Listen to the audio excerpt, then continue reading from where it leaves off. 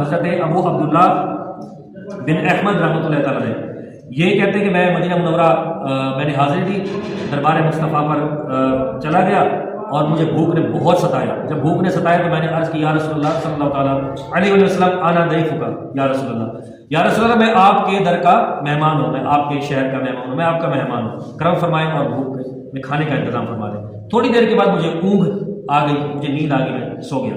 خواب میں حضور صلی اللہ تعالیٰ علیہ وسلم تشریف لائے، ایک روٹی عنایت فرمائی، ایک روٹی عطا فرمائی۔ میں نے آدھی روٹی کھائی تھی، آدھی روٹی کھائی اور آدھی روٹی بچ گئی اور میرے ہاتھ میں دی۔ میری آنکھ کھل گئی، دیکھا تو آدھی روٹی میرے ہاتھ میں تھی۔ سبحان اللہ۔ منگتا تو منگتا کوئی شاہوں میں دکھا دو، جس کو میری سرکار سے ٹکڑا نہ ملا ہو۔ کبھی ایسا بھی ہوا کہ ان کے کرم کے صدقے ہاتھ کے پھیلنے سے پہلے ہی نہ بھیک آئی ہو۔ مطلب یہی ہے کہ اخلاص جتنا ہمارا بلند ہوگا تو کام ہمارا اتنا جلدی بنے گا۔ کام بنانے والے رب کی ذات ہے، اخلاص پیدا کرنا میرا کام ہے اور حضور سے محبت کرنا بھی میرا کام ہے۔ یہ وہ واقعات ہیں جس میں حضور صلی اللہ تعالیٰ علیہ وسلم نے وفات ظاہری کے بعد امداد فرمائی، مدد فرمائی اور کرم فرمایا۔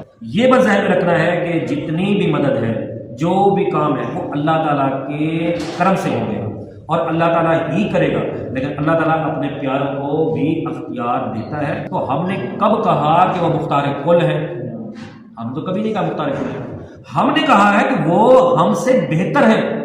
انہوں نے جو زندگیاں گزاری ہیں وہ دین پر، شریعت پر، اسلام پر انہوں نے زندگیاں گزاری ہیں۔ ہمیں نماز کا طریقہ نہیں آتا، انہوں نے نماز سکھائی ہے۔ ہمیں روزے رکھنا نہیں آتا، انہوں نے روزے رکھے ہیں۔